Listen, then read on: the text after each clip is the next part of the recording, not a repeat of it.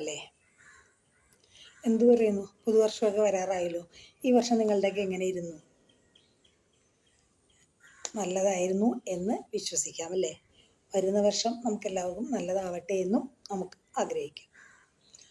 ഇപ്പം ഞാൻ ഒരു കാര്യം പറയാൻ വന്നതാണ്. നമ്മളെല്ലാവരുടെയും ജീവിതത്തിൽ അനുഭവം ഉണ്ടായിട്ടുണ്ടാവും. അതായത് നമ്മൾ ഒരു കാര്യം ചെയ്യുമ്പോൾ അത് നല്ലതാണെങ്കിലും ചീത്തയാണെങ്കിലും, ചീത്ത കാര്യമാണെങ്കിൽ അത് ഉയർത്തിപ്പിടിച്ച് പറയാനും നമ്മളെ ക്രിട്ടിസൈസ് ചെയ്യാനും ഒരുപാട് ആൾക്കാരുണ്ടാവും. അതേസമയം നമ്മൾ ചെയ്യുന്നൊരു കാര്യം നല്ലതാവുകയും അത് നല്ല രീതിയിൽ തന്നെ മുന്നോട്ട് പോകുന്നുണ്ട് എന്ന് കാണുകയും ചെയ്യുമ്പോൾ പലർക്കും അതങ്ങോട്ട് അംഗീകരിക്കാൻ പറ്റാണ്ട് വരും. അത് മനുഷ്യൻ്റെ ഒരു സ്വഭാവമാണ്. അധികം മനുഷ്യരും അങ്ങനെ തന്നെയാണ്. എന്നാൽ കുറേ പേരുണ്ട് അതിൽ സന്തോഷിക്കുന്നവർ, മറ്റൊരാളുടെ ഉയർച്ചയിൽ സന്തോഷിക്കുന്നു. മറ്റൊരാളൊരു നല്ല കാര്യം ചെയ്യുമ്പോൾ സന്തോഷിക്കുന്ന ആളുകളുമുണ്ട്, ഇല്ലാതെ ഇല്ല.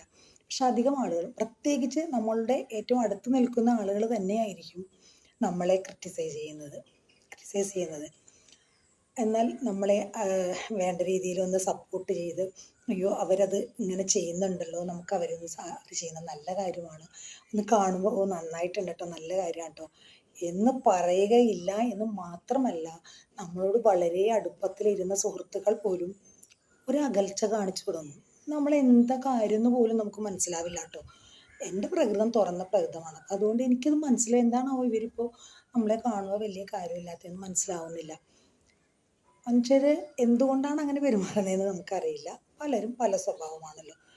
നമ്മളെപ്പോഴും നല്ലതിനെ അംഗീകരിക്കാനായിട്ടുള്ളൊരു മനസ്സ് വേണം നമുക്ക്. നല്ലത് കണ്ടാൽ അംഗീകരിക്കുകയും, നന്മ കണ്ടാൽ അംഗീകരിക്കണം, തിന്മ കണ്ടാൽ നമ്മളതിനെ തിന്മയായിട്ട് തന്നെ കണ്ട് അതിൻ്റെ ഗുണദോഷങ്ങൾ പറയുക, അങ്ങനെ ചെയ്യുക. അല്ലാതെ ഒരാളുടെ ആ ഒരു ചീത്തക്കാര്യങ്ങൾ തിന്മ മാത്രം കാണുകയും അതിനെ പോയിൻ്റ് ഔട്ട് ചെയ്യുകയും ചെയ്യാതെ അയാളിലുള്ള നന്മയെ നമ്മൾ കണ്ടെത്തുക, അയാൾ ചെയ്യുന്ന നല്ല കാര്യങ്ങൾ നമ്മൾ കണ്ടെത്തുക, അയാളെ നമ്മളൊന്ന് പ്രോത്സാഹിപ്പിക്കുക. അതെല്ലാം മനുഷ്യൻ്റെ ഒരു കടമയായിട്ട് എനിക്ക് തോന്നിയിട്ടുണ്ട് പലപ്പോഴും. എനിക്ക് തോന്നിയതാണോ അതോ നിങ്ങൾക്ക് തോന്നിയതാണോ എന്നറിയില്ല. എന്തായാലും നല്ല മനസ്സുള്ളവർക്ക് എപ്പോഴും നല്ല കാര്യങ്ങൾ തന്നെ റിസൾട്ടായിട്ട് വരും എന്നുള്ളതിന് എനിക്ക് ഒരുപാട് അനുഭവങ്ങൾ ഉണ്ടായിട്ടുണ്ട്.